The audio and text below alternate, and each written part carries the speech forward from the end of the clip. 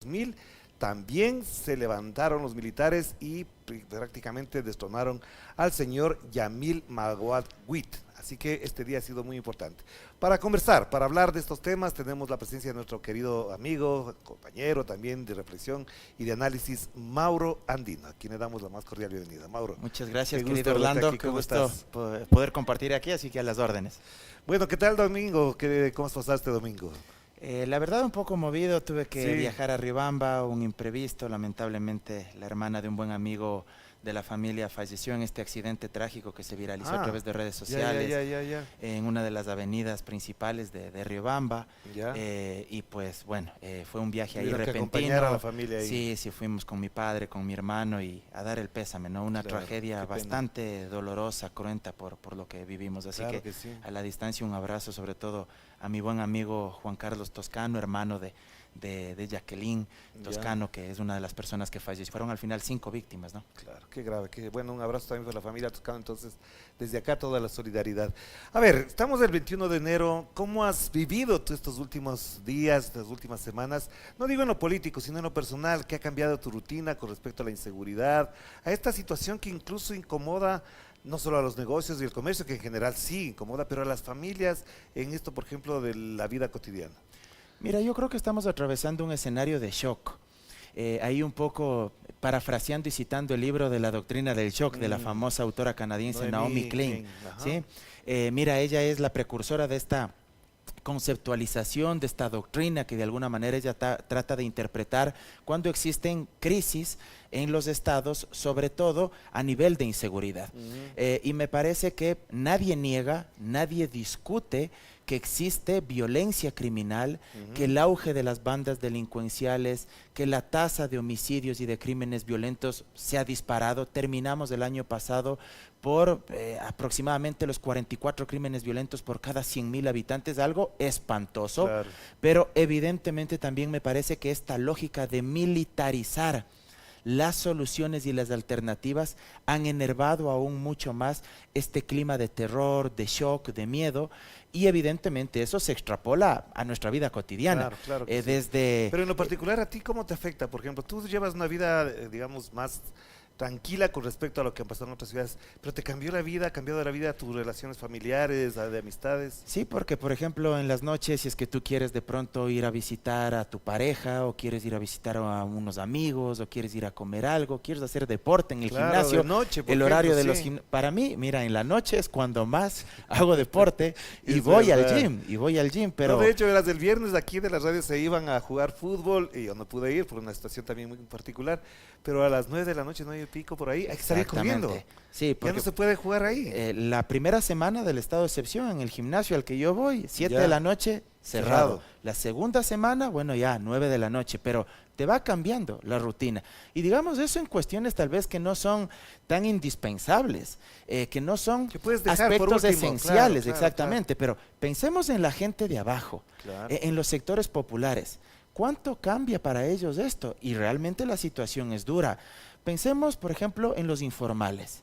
Pensemos en los comerciantes autónomos. Los que tienen que meter su mercadería, abrir los mercados a las 4:30 de la mañana. Pensemos en los trabajadores de restaurantes, sectores turísticos, discotecas, bares, que por el estado de excepción ya no pueden trabajar, porque tienen que cerrar sus operaciones y ellos automáticamente dejan de percibir ingresos. Eso es grave, además es un eso día a es día, complejo, ¿no? Día a día, porque ellos, si no pueden realizar esas actividades, no es que vas a subir unas libritas más por no abrir el gimnasio, no, es que no tienes para poder alimentar a tu familia. Entonces, claro, hay una cadena de consecuencias, sin perjuicio también te diría de estas afectaciones desde el punto de vista emocional, psicológico, que creo yo también terminan por aterrizar en cada uno de nosotros en mayor o menor medida. Pero bueno, siendo como estamos y estando así como vemos el panorama con las dificultades que hay, ¿qué rol le das al presidente Daniel Noboa en todo esto? ¿Hasta dónde, desde el 23 de noviembre que se instauró formalmente con la posesión, etcétera, ya ha jugado el rol de presidente? ¿Está a la altura de las circunstancias? ¿Crees que lo hecho hasta ahora le da un cierto talante de estar haciendo bien las cosas? Mira, yo creo que hay que hacer un análisis desde una perspectiva macro. Si nos quedamos únicamente en ciertas acciones aisladas, me parece que el examen o el diagnóstico que hagamos de estos 2 primeros meses va a ser meramente epidérmico, es decir, va a ser superficial superficial y no vamos a analizar el fondo de la cuestión. ¿Por qué digo que hay que hacer un análisis estructural? Porque entre otras cuestiones, creo que deberíamos repensar si es que efectivamente existe o no un plan y una estrategia que se está ejecutando para poder llevar a cabo una serie de políticas públicas que se necesitan en distintos sectores de la sociedad. La gente vio con muy buenos ojos y aplaudió, por ejemplo, el tema del estado de excepción y que salgan los militares cuando se invocó la causal de conflicto interno, conflicto armado interno o conflicto armado no internacional. Pero eso fue el 9 de enero. Y uno se pregunta, del 23 de noviembre hasta el 9 de enero siguieron pasando cosas ahí. Y a eso quiero ir. Si es que uno analiza solo ese hecho puntual, donde evidentemente la gente aplaudió, felicitó, porque hubo, digamos que, una tensa calma con la salida de las Fuerzas Armadas. Creo que era necesario que salgan Fuerzas Armadas. O sea, se pudo haber hecho desde hace mucho tiempo. Desde hace mucho tiempo, lo cual también desmonta una serie de mitos y de narrativas. Ahí hago una pequeña digresión. No es que las leyes no permitían, no es que la Constitución de Montecristi no permitía. Hacía falta voluntad y decisión política y hacía falta también ese compromiso, lo digo abiertamente, decidido de las mismas Fuerzas Armadas. Porque mi lectura es que antes no quisieron comprometerse. Es que antes no querían mojarse el poncho por una serie de circunstancias, ¿ya? Pero aparte de este hecho puntual que todos respaldamos, y creo que hay que seguir valorando el trabajo de las Fuerzas Armadas sin perjuicio de que también debemos ser críticos con algunos excesos que se están cometiendo y ojalá nos dé el tiempo para topar eso también, pero me parece que es importantísimo señalar que no se ve una estrategia, un plan conjunto de intervención para resolver los grandes problemas de la ciudadanía. Yo no veo, por ejemplo, política pública sectorial, dividida en el sector social, en el sector económico, en el sector de empleo, en el sector, por ejemplo, de seguridad ciudadana. Más allá de esta acción aislada, yo no veo, por ejemplo, un plan nacional de seguridad integral. Y un plan nacional de seguridad integral, para ir topando el primer tema de seguridad, que es lo que más le preocupa a la gente, no basta únicamente con un estado de excepción. ¿Dónde está, por ejemplo, un plan de depuración institucional de la policía y de las Fuerzas Armadas? Vamos a ir a eso. Yo no quiero dejar de mencionar, además, que esta es una transmisión en vivo. La gente que nos está acompañando ya ha empezado a enviar los mensajes. Por ejemplo, acá está Felipe del Rosario, Pat Tobar, Juan Robalino, ahí tenemos en la pantalla. MR, buenas noches Mauro, Felipe del Rosario, Plan Fénix, Pat Tobar, el maestro del show. Juan Robalino, buenas noches. Mientras esté vigente el Trujillato y el asismo, el país Valdes Peñadero, es urgente una reforma constitucional profunda, nos dice Juan Robalino. Lidia Veiga manda un mensaje también.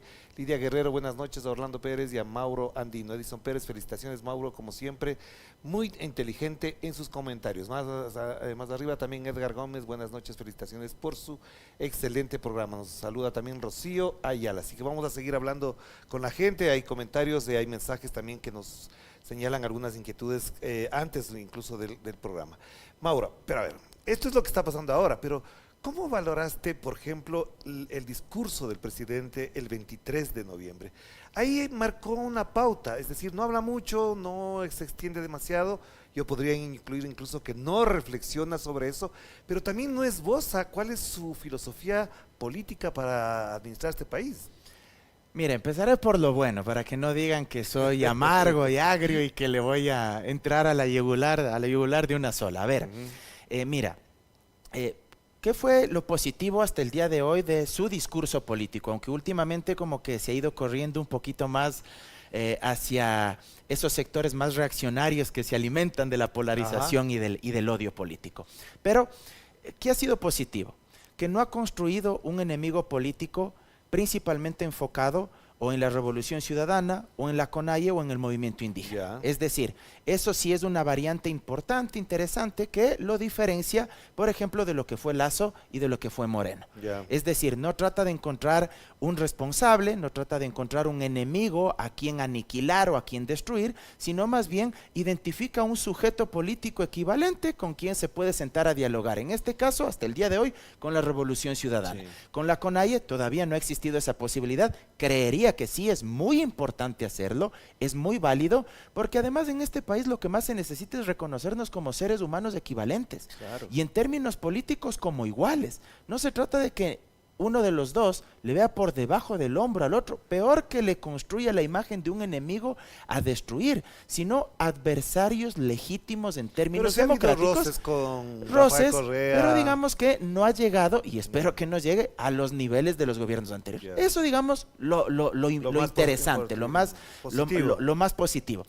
Ahí sí, en que soy muy crítico, y yo en esto sí discrepo abiertamente incluso con algunos amigos que se dedican ahora también a la consultoría política, en fin, cuando dicen es que el estilo de él es innovador, es que el estilo de él es una nueva forma de hacer política, entonces como es una nueva forma de hacer política, habla poco, comunica en pastillas así muy cortitas, y eso le gusta principalmente a los nuevos electores o a las nuevas generaciones.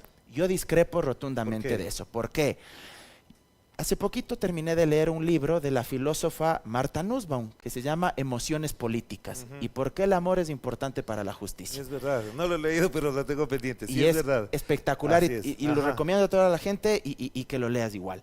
Mira, Martha Nussbaum hoy en varios capítulos hace análisis de por qué es importante el liderazgo político en términos discursivos para alimentar la ilusión, la esperanza de la gente en momentos de crisis, en momentos de miedo. Y ella cita varios ejemplos y va desmenuzando un análisis discursivo. Por ejemplo, la importancia del discurso político de los derechos civiles y políticos de Martin Luther King en Estados Unidos, en contra de la discriminación radial. La importancia, por ejemplo, del discurso político de Lincoln cuando se dio la guerra de la secesión entre el norte y el sur en Estados Unidos.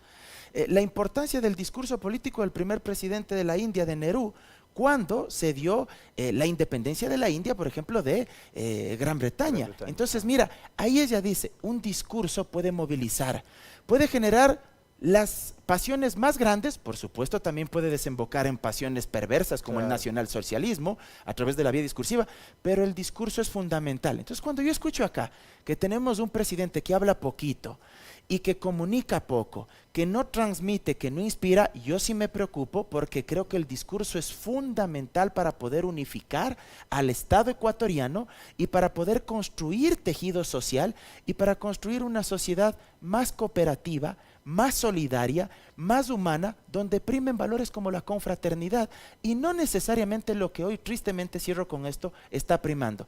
Una sociedad excesivamente individualista y una sociedad, y esto es lo que más me aterra, violenta. Una sociedad profundamente beligerante, donde empezamos a aplaudir como si estaríamos en el Ágora, en la antigua Roma, aplaudiendo, vitoreando excesos, y que esto ya no es el Estado constitucional de derechos, sino poco más el Estado de la barbarie. De hecho, yo quiero solidarizarme contigo porque en esta tarde el capitán Ortega te atacó, te señaló, te injurió, pero además tuvo un detalle que es muy importante, dijo, solo los hombres saben hacer guardia bien, y él se olvida de que hay mujeres que han hecho guardias, mujeres, policías que han muerto, por ejemplo, por hacer guardia, así que capitán Ortega le ruego baje un poquito el tono de su machismo, de su misoginia.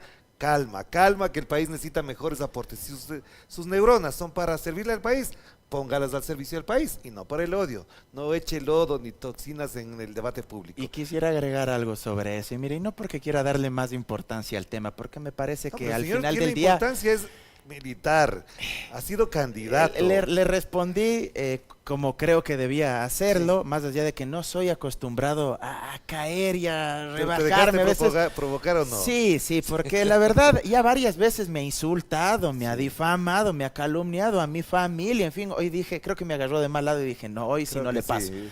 Pero sobre todo, lo que más me llamó la atención fue eso lo que tú dices, que dijo, es que esto es cuestión de hombres. Y mira, no quise vincularle a mi madre ahí, pero tal vez el señor no sabe, seguramente no sabe. Mi madre fue policía de tropa. Claro.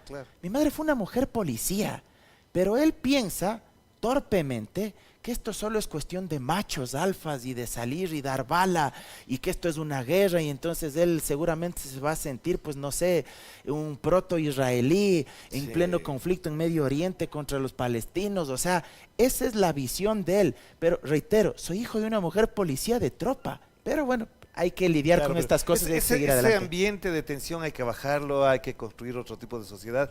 Y creo que si por ese lado apunta el mensaje, el discurso del señor Daniel Noboa, pues por ahí estaría bien que se lo haga. Vamos a hacer una pequeña pausa, vamos a hacer una pausa necesaria, puntual en parte técnica, y agradecer los mensajes de Fanny García, de Fanny García también, por supuesto, Mariana Ramírez, tenemos mensajes de Felipe del Rosario, Mariana Santamaría, Fanny García de nuevo, Ricardo Enríquez, Margarita Mosquera, que nos mandan mensajes, Marco Ulloa también y Lidia Guerrero, que nos están observando, y ahí se han integrado bastantes personas a esta conversación, así que vamos a hacer una pequeña pausita, ya volvemos.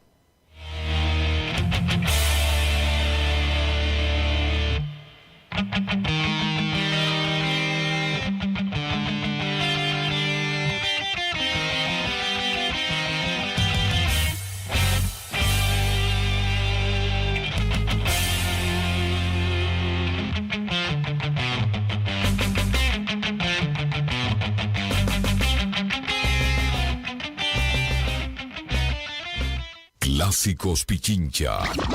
Baladas. Acústicos y en vivo. Los dobles.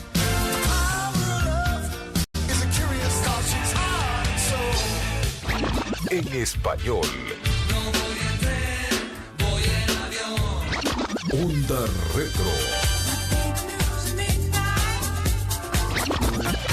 Clásicos Pichincha. Producción Javier Bisuete. De lunes a viernes 15 horas. Y domingo 22 horas.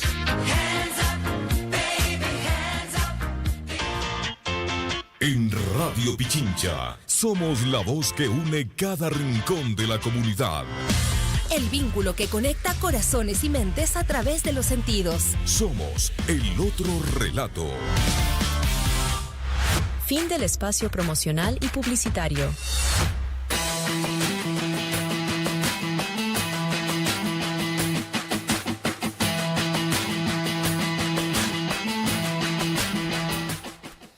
Ya estamos de vuelta aquí en otro relato dominical en vivo desde los estudios, desde las instalaciones de Radio Pichincha aquí en el barrio de La Floresta, que de paso les digo es casi que un desierto, no hay nadie por aquí, será por los cortes de luz también, pero Mauro, estábamos hablando de este tono conciliador que ha tenido el presidente Noboa, pero también decimos que a rato se le ha ido la mano, que se le ha ido la boca, se le ha ido el mensaje, se le ha ido el adjetivo, pero también es que ha tenido un comportamiento muy particular porque los medios, los periodistas que la entrevistan también son concesivos con él.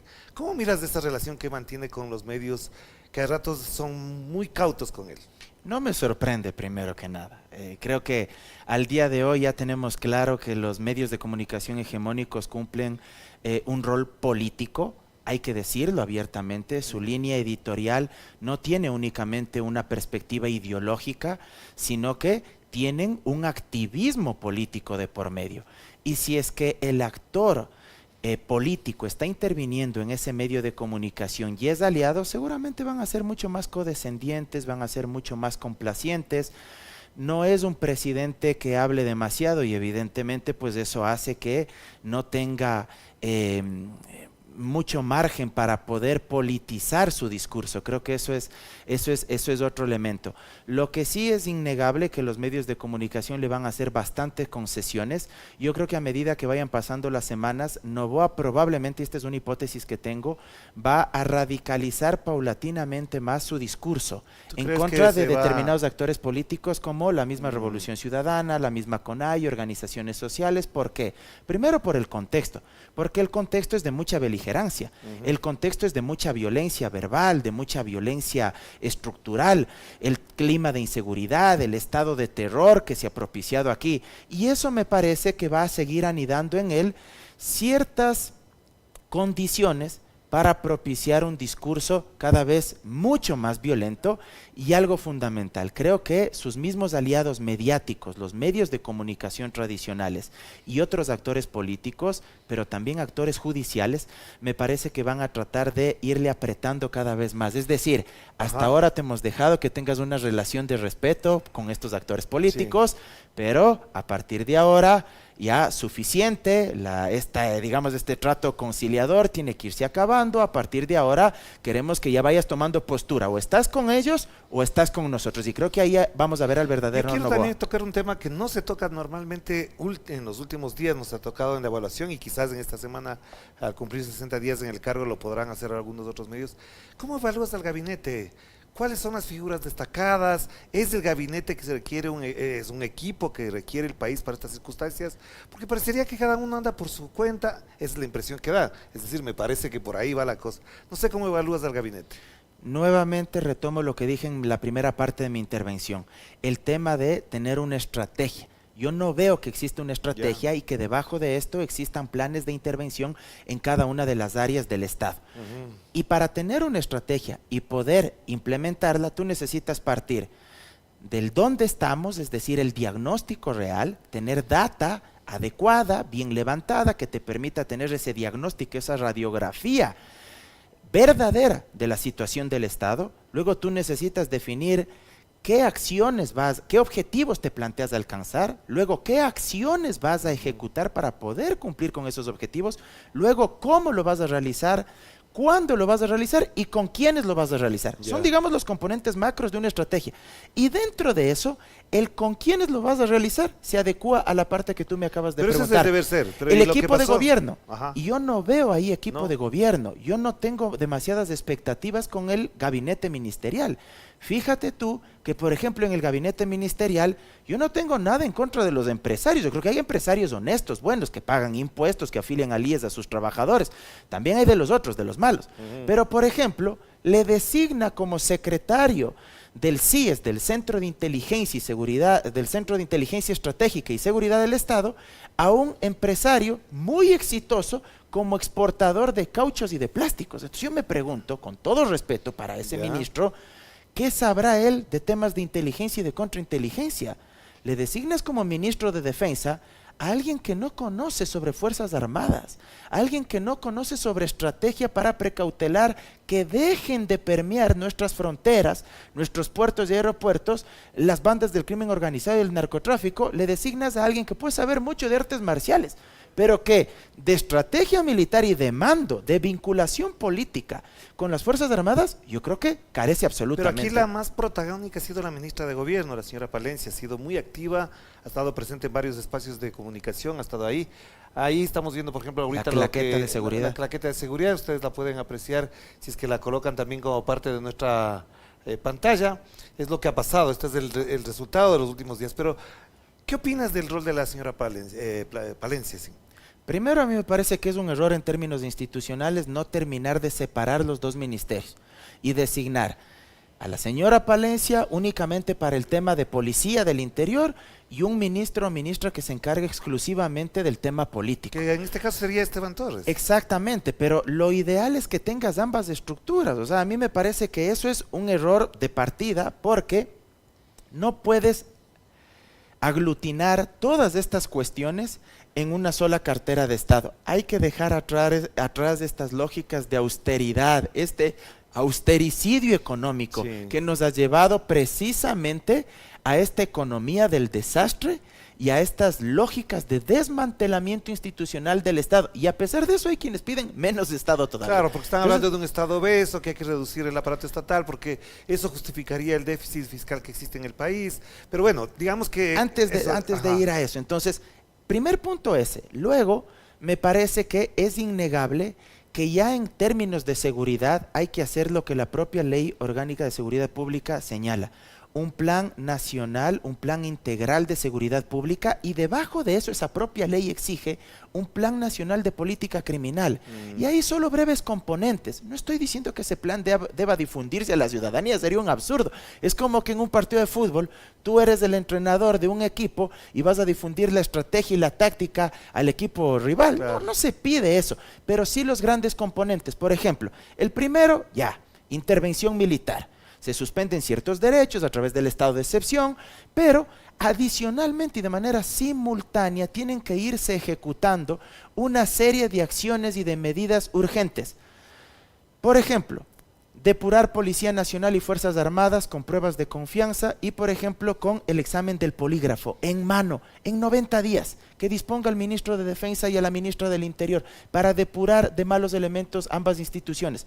Un plan de depuración institucional de la función judicial, urgente. Pero eso no le toca al gobierno. Pero puede coordinar, y el artículo 226 de la Constitución establece la necesidad de cooperar entre distintas funciones del Estado y a nivel de la administración pública. Y además el gobierno, a través del Ministerio de Economía y Finanzas, es quien abre las llavecitas de los recursos económicos. Y si sigues reproduciendo las políticas de austeridad como los gobiernos anteriores, donde le recortas el presupuesto al Consejo de la Judicatura, cada vez te quedas con menos funcionarios y no puedes otorgar un servicio de calidad. ¿Qué valoración haces del rol político de la ministra? Vayamos por ahí, porque quisiera tocar después lo que ha hecho y ha significado también un rol importante el secretario de Comunicación, Roberto Izurieta, pero la política que no se ve en el discurso, en el relato de Daniel Noboa, lo está llevando ella, pero a veces parece que se contradicen. ¿Qué rol le ves a ella? ¿Quién es ella? ¿Cómo es que aparece ella? Bueno, hay que un poco analizar en perspectiva, igual, ¿no? Los antecedentes históricos de los actores también son importantes. Ella, si mi memoria no me falla, ella era esposa de Pancho Huerta. Sí, Francisco Huerta Montalvo. Francisco Huerta Falleció hace Montalvo, unos años atrás, en su momento alcalde de Guayaquil, en fin, un actor político importante, de corte liberal en su momento, y creo que de alguna manera ella trae consigo o incorpora varias líneas discursivas que en su momento Francisco Huerta Montalvo señalaba. Por eso es que a ella tú también le has escuchado cierta beligerancia en contra de, por ejemplo, la Revolución Ciudadana o en contra de determinados grupos políticos. ¿A quién responde ella? Eso tendría que decirlo el presidente Daniel Noboa, ¿no? ¿Quién le recomendó? ¿Cómo llegó? Porque al menos durante la campaña a ella no se le vio. Se le conocía. Dicho sea de paso, los rostros visibles del equipo de Daniel Noboa eran muy, muy poquitos.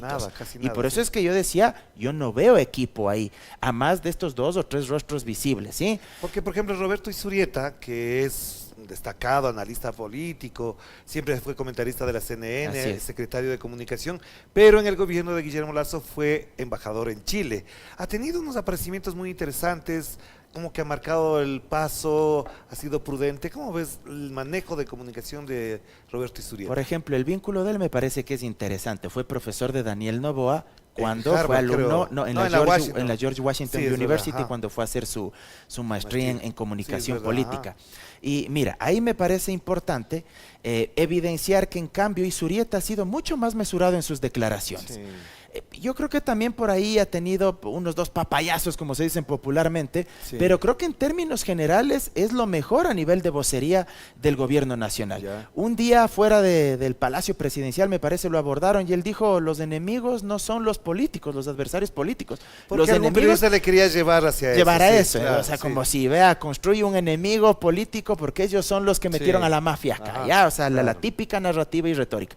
Y él saca el cuerpo y le dice, no, los enemigos del país no son los partidos políticos, los enemigos del país son las organizaciones criminales y contra ellas hay que combatir. Creo que ha sido al menos el más prudente en ese sentido. Y el otro, el ministro de Economía y Finanzas, el ministro Vega, de origen cuencano, ¿le has visto más bien como el lado ortodoxo de la política económica? ¿Cómo le ves a él? Yo ahí sí tengo muchas críticas y por eso traje algunos documentos que ojalá el tiempo nos permita para evidenciar. Ojalá.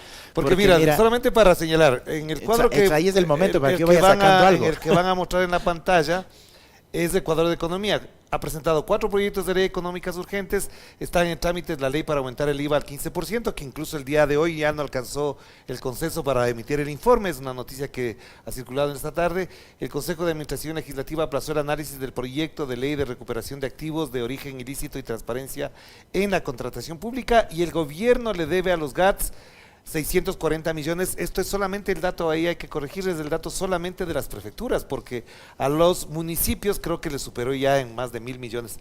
Hay un plan de pago, etcétera. Pero cuadro que ustedes están viendo en pantalla a través de nuestras cuentas de YouTube, la que ya están comentando César Batallas, Ceci Palacios, Jorge Bedón, Sinzón, también hay una persona aquí, Javier Bandera. ¿Qué te dice?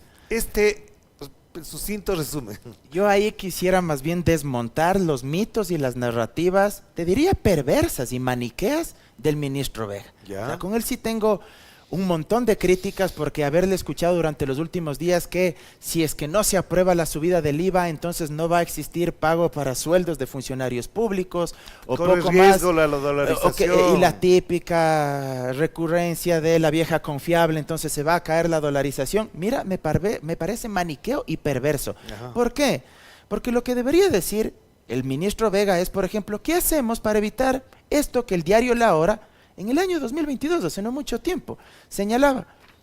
Aquí está, el diario La Hora. Y estoy hablando del diario La Hora, no estoy hablando de un diario progresista, ni nada. Estoy hablando del diario La Hora, ¿no? Que precisamente hoy sacaron un artículo que me costó la pelea con el individuo. SRI enfrenta deudas tributarias de empresas y personas por 5.100 millones, es lo que se aprecia ahí. 5.100 millones de dólares de deudas tributarias de empresas y personas. Claro. Sí, pero además, ¿qué debería decirnos el señor Vega? ¿Cuál es el top 10 de deudas en firme? El top 10 de deudas en firme. Aquí están. La Miren. exportadora bananera Novoa con 85 millones, Licores Nacionales Extranjeros Liquors 56 millones. Sí, y esto sin intereses, multas y recargos. Claro. Y en el top 10 de multas en firme, de deudas en firme, perdón, es decir, lo que ya deben pagar porque ya hay una sentencia, el Grupo Novoa y otros más. Top 10 de deudas impugnadas. ¿Por qué no se dice nada de esto? Fíjense aquí, ¿quiénes están? Movistar, Claro, Movistar con más de 99 millones de dólares. Casi 100 millones Claro, de dólares, sí. más de 80 millones de dólares. Tesalia, más de 71 millones de dólares. Worley Parsons, que me parece que es una empresa petrolera, si no estoy mal, más de 66 millones de dólares. Banco Diners del Ecuador, más de 30 millones de dólares.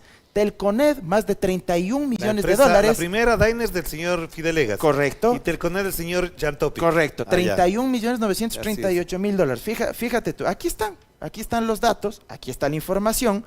Y algo importante, los impuestos en América Latina en porcentaje con relación al PIB.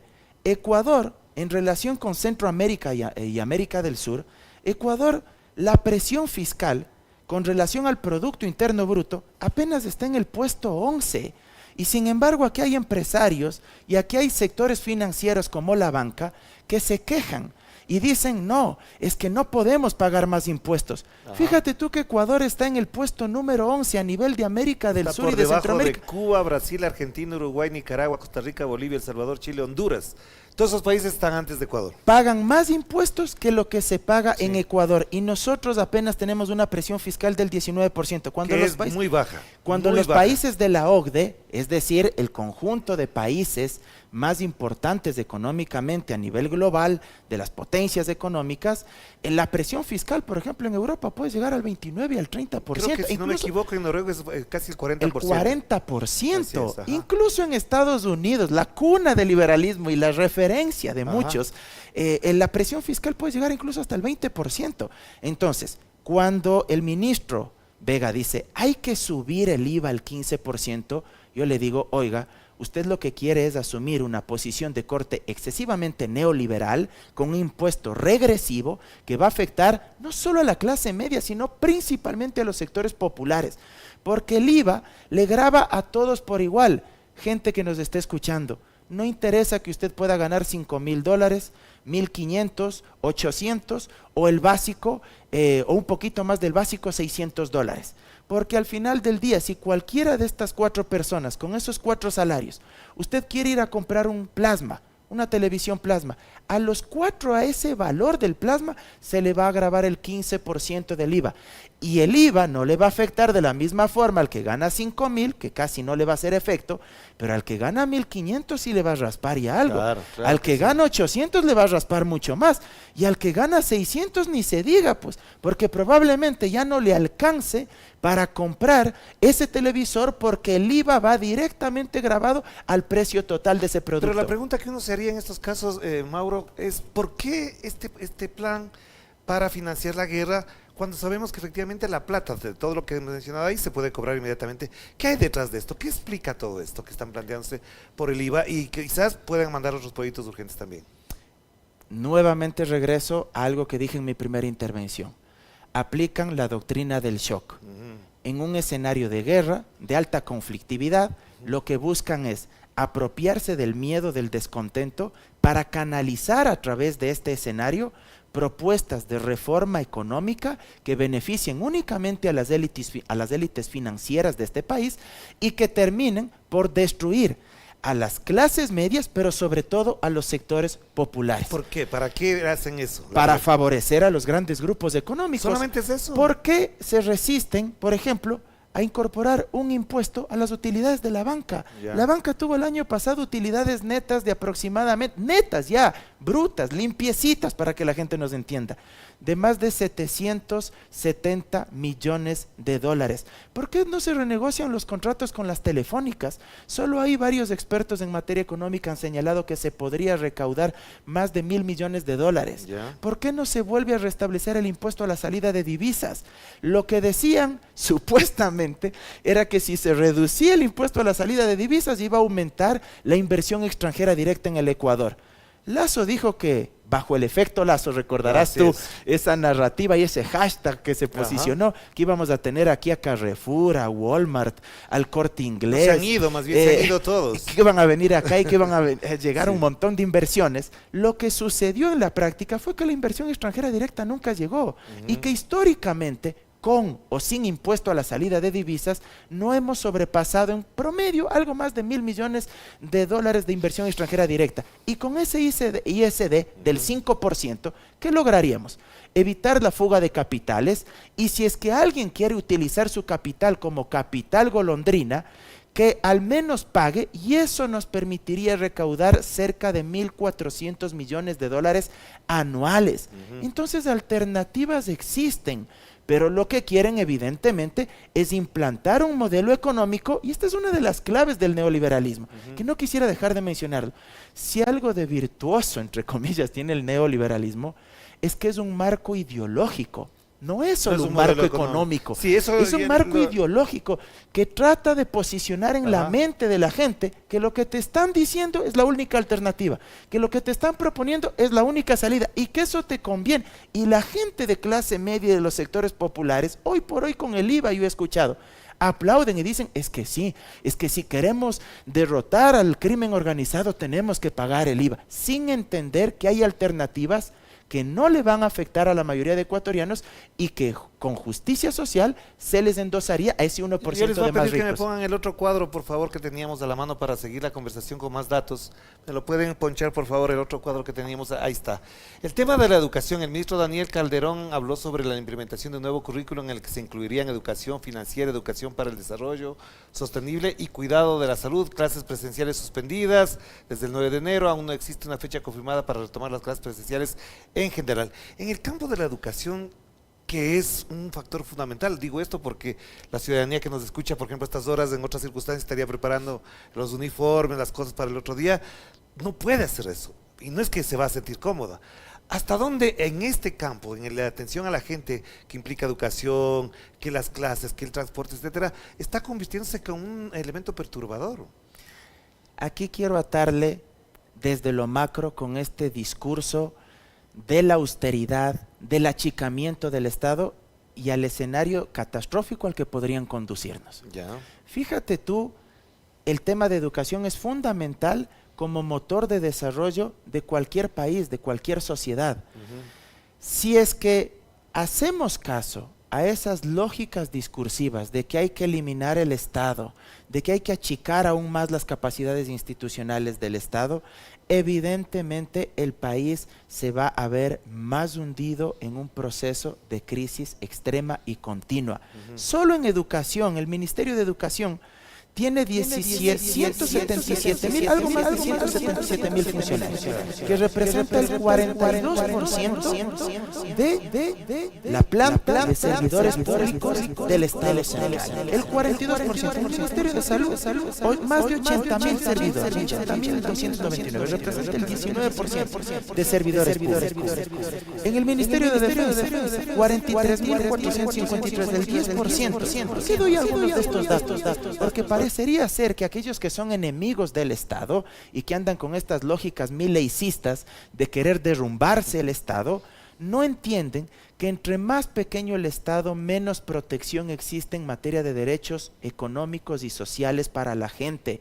porque las instituciones son diseñadas en función de garantizar precisamente lo que la gente necesita para poder lograr una vida digna. Y esa vida digna está atada en cada una de estas áreas. En materia de educación, por ejemplo, yo quisiera saber qué es lo que va a proponer el gobierno de Noboa, entre otras cosas, para equiparar las condiciones de desigualdad en cuanto se refiere al aprendizaje con aquellos sectores y distintos grupos etarios de la población, niños, niñas, adolescentes, jóvenes universitarios, que durante la pandemia muchos no pudieron recibir clases adecuadamente porque no tuvieron acceso a internet, porque no tenían computadora.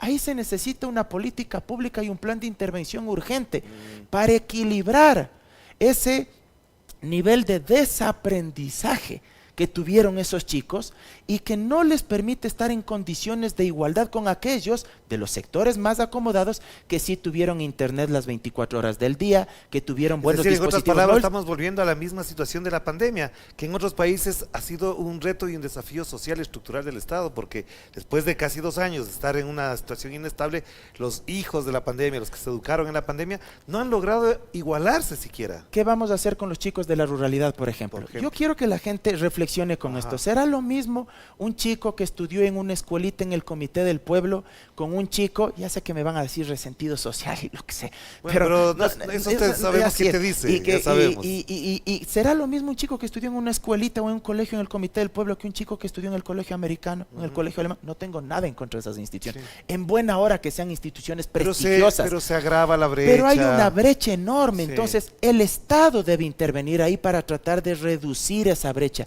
¿Qué hacemos para equilibrar el juego, esa competencia que se llama vida, para que aquellos que durante la pandemia no tuvieron las mismas oportunidades de conectividad y que probablemente cuando se gradúen del colegio, por ponerte un caso, y vayan a competir en la universidad, van a llegar en condiciones totalmente deficitarias, totalmente asimétricas?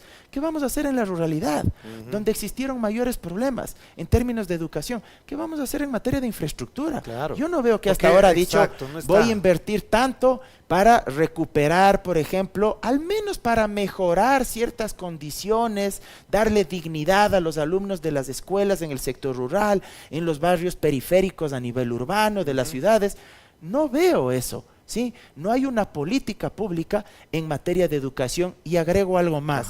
La educación debe estar anclada con el tema de la cultura. Si la mayoría de jóvenes... Pero eso en los 3 últimos gobiernos no hemos visto nada. Y tú eres un hombre experto, escritor, literato, y tú sabes el poder que tiene la cultura. Claro. Porque la cultura, la literatura, el arte, desestructura la mente de las personas. Nos permite cambiar paradigmas.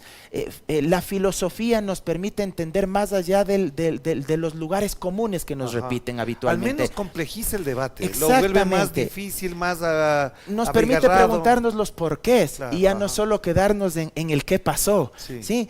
Y mira, la educación debería estar atada con la cultura, entre otras cosas, para tratar de sacar a los chicos de barrios urbanos marginales de las garras de las bandas criminales.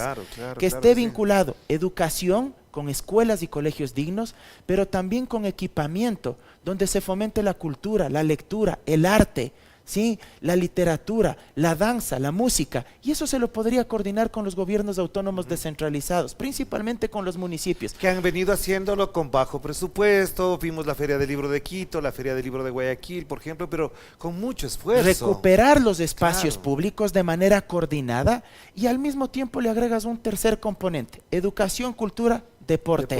O sea, eso se lo debe hacer de manera integral. Por eso te decía desde el inicio, yo no veo una estrategia, yo no veo un plan. Yo veo que únicamente nos hemos quedado en la epidermis, emocionados con el tema de los militares, y ahí permíteme hacer una metáfora futbolera. Es como que tú, como técnico de un equipo de fútbol, únicamente te pongas a trabajar diariamente en los entrenamientos con los delanteros. Y solo con los delanteros, y solo con los delanteros. Y claro, tus delanteros están ya unos cracks para atacar, pero no les entrenas ni a los laterales, ni a los extremos, ni a los volantes de marca, ni a los centrales, ni al arquero, nada. Y solo te ocupas en entrenar ese espacio reducido del campo de juego, que es el último tercio de la cancha con los delanteros. Vas, juegas y como no entrenaste ni aplicaste acciones en los otros espacios del campo de juego, viene el rival y te hace... Te golea. Te golea, porque en los otros campos exacto. no trabajaste. Pero a ver, no hiciste algo integral, sistémico. yo quiero entrar para ir cerrando esta entrevista, que les agradecemos muchísimo a las personas que están sintonizadas desde New Jersey. También está Jaime Rivera, Manolo Acosta, Javier Banguera, Guillermo Lescano. Hay varias personas que conozco y les agradezco muchísimo por estar con nosotros. Marcelo Taco, por ejemplo, Juliana Tamayo, Antonio Rivera, que están ahí. Estamos viendo los mensajes, ustedes pueden apreciar ahí los mensajes que nos están enviando hasta ahora, cerca de 1000 personas conectadas hasta ahora. Les agradecemos muchísimo. Quiero cerrar con algo que ya nos está preocupando, y el día de hoy, preparándome para esta entrevista, había leído algunos estudios y hay uno de Crime Insight, creo que se llama así, o Inside Crime, no me acuerdo si es en ese orden, donde dicen algunos expertos en un trabajo bastante bien elaborado, dicen que esta guerra no será corta, que esta guerra será un poquito larga, y ahí plantean dos temas que son fundamentales. Yo creo que es clave precisamente. Ustedes pueden entrar a esta cuenta que tenemos en la pantalla, que es @sitecrime_es. En su guerra contra las fragmentadas pero certificadas bandas criminales, la baraja en contra de Ecuador. Lean nuestro último análisis para ver a qué se enfrentan las débiles instituciones del país, su nuevo presidente. Y como ustedes pueden apreciar en la pantalla, quienes aquí siguen por la radio, después lo podrán buscar también en redes sociales, ahí se hace un cuadro identificatorio que se ilustra mejor de dónde han tenido actuación más fuerte las bandas criminales, y por supuesto la provincia de Guayas, la provincia de Los Ríos, la de Manabí y la de Esmeraldas son las que mayor presencia tienen de estas bandas. Pero, ¿a dónde voy? A los siguientes para cerrar esta conversación, Mauro, y agradecerte de nuevo por la presencia aquí. Estos estudios de Inside Crime señalan algo que es muy importante. Dicen, por ejemplo, que esta guerra no será corta, que los resultados serán a largo plazo. Y mañana lunes 22 de enero van a estar aquí las grandes autoridades de la seguridad de Estados Unidos. ¿Por qué vinculo lo uno con lo otro? Porque si la guerra no va a ser corta y la guerra va a ser bastante cruel y cruenta, los señores de Estados Unidos, ¿qué rol van a jugar? ¿Hasta dónde nos van a ayudar cuando ellos son los principales responsables de vivir esto? Digo, ¿por qué? Porque la droga va para Estados Unidos y ellos no han sido capaces de detener a nadie en su propio territorio. Partamos de algo. Ninguna salida militar, ninguna guerra declarada así contra las drogas ha sido la solución adecuada para poder frenar el auge delincuencial y la expansión del narcotráfico. Y ahí creo que hay que poner el dedo en la llaga y en un tema que, si hoy lo digo, probablemente va a ser muy impopular. Pero creo que es urgente discutir sobre la necesidad de legalizar al menos drogas como la marihuana con fines recreativos para evitar que este negocio perverso criminal del tráfico de drogas se siga expandiendo. Países en la región como Uruguay o como México ya lo han hecho. Sí. Y me parece que eso es fundamental porque está clarísimo que durante 40 o 50 años de guerra contra las drogas bajo la doctrina norteamericana no ha dado resultados, y me remito a los hechos. Colombia ha sido la Israel de América Latina. Ha recibido un montón de plata de Estados Unidos, de financiamiento, y siguen en un conflicto más de que ya va... Más de $20.000 millones se calcula que se habría financiado de parte de Estados Unidos. Que ya va, creo que supera los 60 años de conflicto en Colombia. El Plan Colombia empezó en el 2000. Ya, Estados Unidos estuvo 20 años en Afganistán, guardando las distancias con el contexto histórico, social, étnico, religioso, pero en Afganistán estuvieron 20 años y Afganistán sigue siendo el primer productor de opio del mundo. Sí. Y adivinen qué se hace con el opio. Se hace heroína. Y adivinen dónde se consume, entre otros lugares, mayoritariamente heroína. En Estados Unidos. Entonces, creer que la salida militar va a ser la salida, me parece que es equivocada.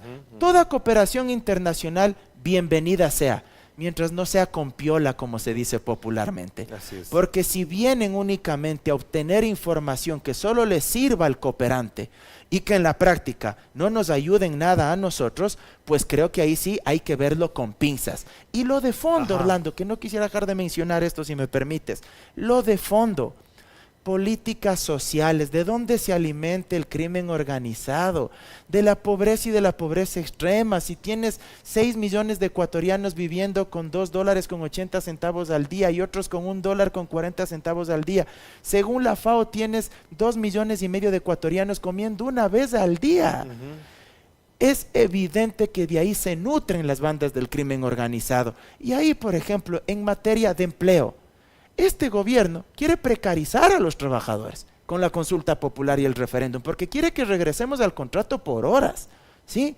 La gente tiene que saber que los modelos de desarrollo exitosos desde China, Taiwán, Corea del Sur, Alemania, Dinamarca y un montón de ejemplos más, se han hecho desde las lógicas de apoyo al sector mediano y pequeño industrial de sus países. Pero no quiero dejar de mencionar algo que es muy importante. Si es lo que acabas de mencionar es muy importante, pero hay algo que es muy importante. CELAC mencionó que en el año 2022 se lavaron $3.500 millones en el sistema financiero ecuatoriano. En el año 2023, algunos cálculos pueden ser más, pueden ser menos, hablan ya hasta de $8.000 millones. ¿Y pasa por dónde? Por los bancos.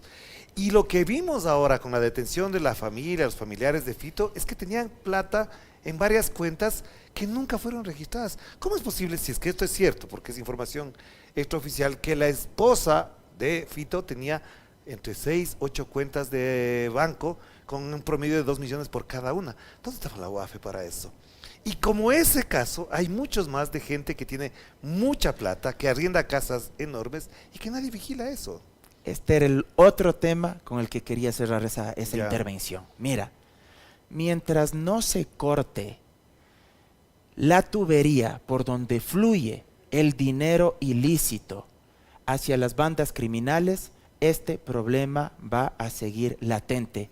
Y ahí están vinculados grandes agroexportadores, grandes importadores, grandes industriales, es decir, agentes económicos poderosos que lavan activos, que blanquean capitales.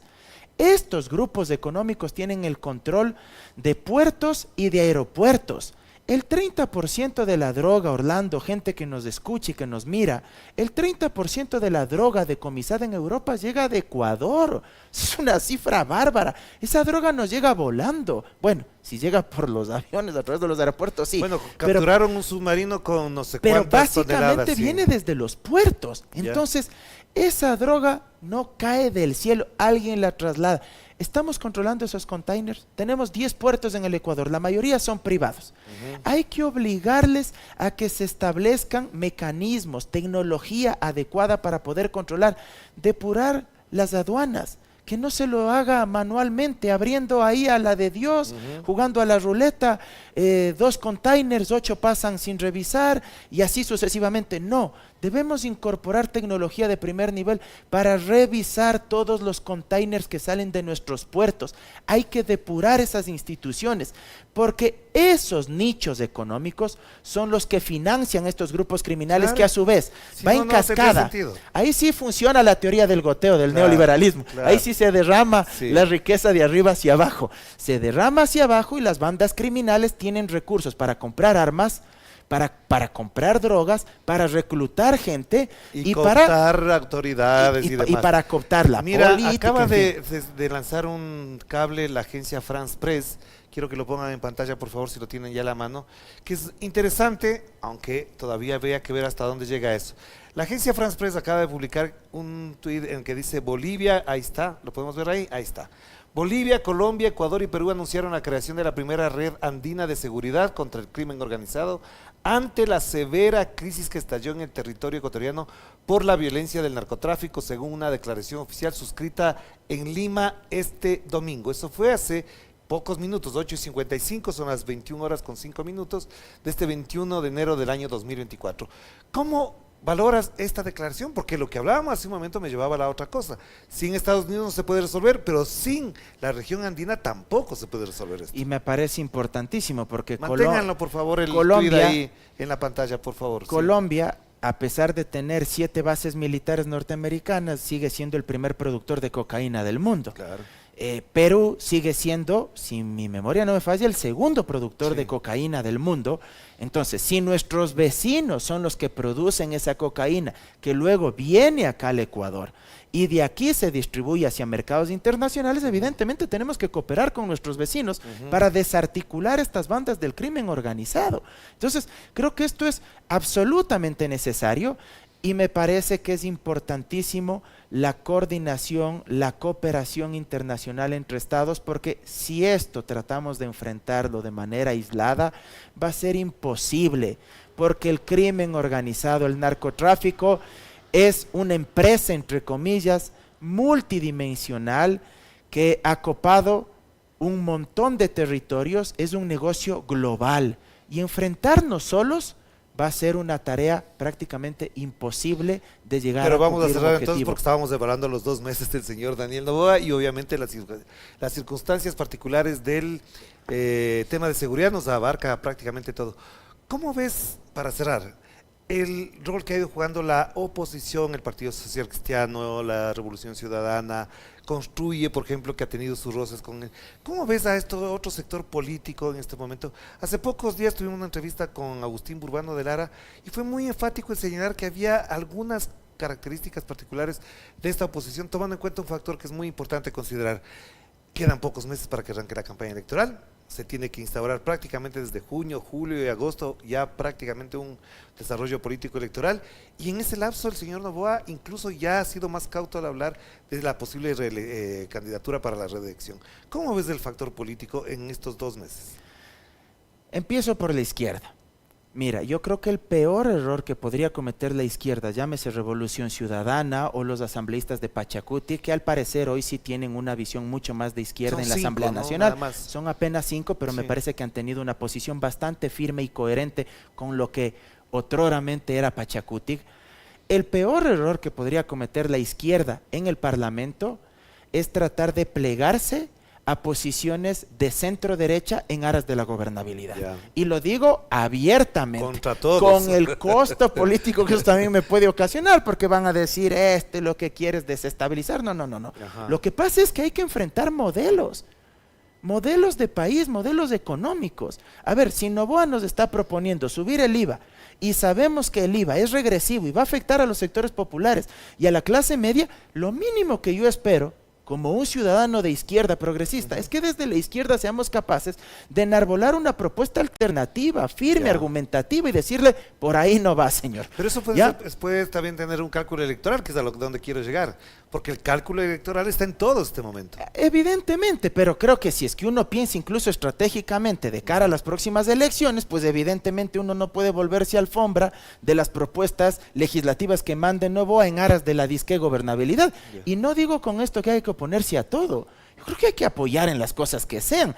Pero, por ejemplo, el tema de política fiscal, para mí, créeme, te lo digo así, pero con convicción, pero profunda, para mí eso es innegociable. O sea, no tendría los votos del Partido Social Cristiano, el tema de PRC ni Pachacuti. Bueno, los social cristianos se oponen a todo tipo de impuestos, pero la izquierda sí debe defender los impuestos. ¿Pero para quiénes son los impuestos? Pues los impuestos para los grandes grupos económicos, para la banca, para los grandes patrimonios, controlar la evasión fiscal, ¿sí?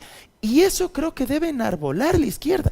La izquierda debe enarbolar reivindicaciones que trasciendan hacia la causa del bienestar material de la clase trabajadora. Pero pensando en Hay que priorizar ahora, por ejemplo, cómo mejorar las condiciones, los derechos sociales y económicos de la gente. Ajá. ¿A qué me refiero? No estoy diciendo que deba despreocuparse, por ejemplo, de la seguridad y demás. Por ejemplo, del tema de grupos LGBTI, de temas de género. Son muy importantes. Antes de que me vayan a caer las feministas, son muy importantes. Pero creo que en la agenda de prioridades durante este año, el progresismo debe sobre todo hablarle a la clase trabajadora cómo vamos a mejorar las condiciones de vida de la gente y cuáles son las opciones que le ofrezco. El señor dice que con contrato por horas usted va a tener más empleos.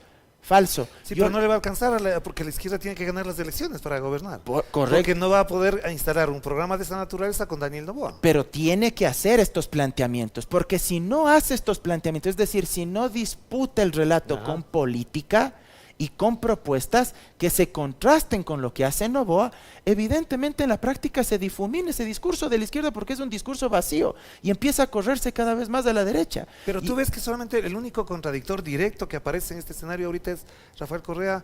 ¿Qué pasa en la Revolución Ciudadana? Le vemos salir, por supuesto, a Luisa González, pero no tiene el impacto ni tampoco la contraposición que tiene un Daniel Noboa, por ejemplo, con Rafael Correa. ¿Cómo ves este momento, esa disputa o esa tensión, por último? Sí me preocupa en algunas cuestiones, te lo digo abiertamente, yo fui crítico con que le hayan dado los votos para que se perdone o se dé esta remisión por 1.300 millones de dólares por concepto de intereses y multas por no haber pagado los 500 grupos económicos más importantes de este país. Por ejemplo, ahí la izquierda debe tener una posición fuerte, o sea, te respaldamos en esto otro de acá, pero en esto es innegociable. No nos apartamos del tema. Por fuera de eso, sí me preocupa que no existan más voceros. Porque si solo es Rafael Correa el que monopoliza la vocería de la Revolución Ciudadana y de alguna manera desde el progresismo, me parece que eso también le facilita las cosas a la derecha. ¿Por qué? Porque si tú te fijas, la derecha con todos sus grandes medios de comunicación hegemónicos hacen un trabajo, por llamártelo de alguna manera, de hormiga. Despliegan todo un pool de pseudos analistas, intelectuales, economistas, politólogos, juristas, constitucionalistas, comunicadores, pero todos con el mismo discurso, pues, hegemónico. Entonces se va diseminando en la sociedad. Eso es construir hegemonía discursiva. Si de este otro lado tú tienes al mismo actor político desde hace 15 años, siendo el único que tiene preponderancia y el resto en menor o poca medida tratan de hacer vocería, pero no tienen el mismo impacto, entonces significa que hace falta trabajar en eso. Pero entonces para cerrar la última pregunta, y es una pregunta provocadora quizás, Mauro, del 1 al 10, ¿cuánto le calificas al gobierno de Daniel Noboa estos 2 meses? Un 5. ¿5? Sí. O sea, no pasa el año. No pasa el año. Siendo profesor, tú siendo profesor, ¿qué le recomendarías a En estos 2 meses, si hoy habría que hacer una evaluación, para mí no pasa el año, asumo el costo de lo que estoy diciendo, pero entendiendo con este matiz, entendiendo que aún tiene varios meses más. Y solo quiero aclarar esto, no quiero decir que con estos 2 meses él ya debería resolver todo el problema de la criminalidad, eso sería visceral de mi parte. Pero te hago esta pregunta porque si tú le calificas de 5, en cambio las encuestas le están dando un 68, 70% de aprobación. Sí, porque hay un clima donde se infló, se enervó el sentimiento patrio. Fue muy inteligente sacar a los militares también. Ojo, yo reconozco que era necesario, pero al mismo tiempo lo capitalizaron muy bien desde el punto de vista comunicacional y marquetero a nivel político. ¿En qué sentido? Pusieron esta narrativa en medio de la opinión pública de que estaba en juego la soberanía del país, que las bandas criminales se iban a expandir y se iban a tomar el control político del Estado y que prácticamente, al ser grupos terroristas, tenían como objetivo político ellos conducir el Estado. Entonces ahí se infla ese sentido patrio. No fue de gana que empiecen a sacar la bandera nacional, a hacer sonar el himno nacional en las cárceles del país, o sea, para inflar ese espíritu patrio, como en un estado de guerra. Como por aquí están calificando menos que tú. Mira, fui muy generoso. De que están calificando menos entonces, que tú. Mira, eso le dio músculo político, le dio aire. Y por apenas 2 semanas, yo tenía muchos amigos. Incluso con cierta vertiente progresista que decían, no, parece que esto súper bien. Yo les decía, pana, esto hay que verlo en perspectiva. Un plan de seguridad no se ejecuta de la noche a la mañana y no es una sola acción. Pasaron unos días y tristemente un fiscal asesinado. Claro, porque además estaban diciendo que de 28 muertos diarios pasábamos a 6, lo cual era importante. Pero estamos en estado de excepción, pues están los militares ahí. Entonces, fíjate tú que ahí se observan una serie de fugas, o se va desinflando ese discurso. Si es que no ejecuta, nuevamente, por 4ª vez quiero insistir, si no tiene un plan, si no tiene una estrategia y si piensa que únicamente se va a quedar con esto del estado de excepción y de los militares en las calles, por ejemplo, ¿de qué sirve tener más de 2.000 detenidos si al final van a ir a las cárceles que siguen cooptadas y manejadas por los líderes? Entrenar mejor. Les estamos como se diría aquí en la sierra, les estamos reclutando Claro, estamos a dando los material líderes. humano, recurso humano. Si tenemos fiscales y jueces amenazados, ¿vos crees que les van a procesar penalmente y les van a sentenciar No. si siguen matando Es muy fiscales y complicado, jueces? muy Entonces, complicado. un plan integral. Mientras eso no exista, evidentemente la perspectiva en el mediano y largo plazo no es favorable. Gracias, Mauro, de verdad, muchas gracias.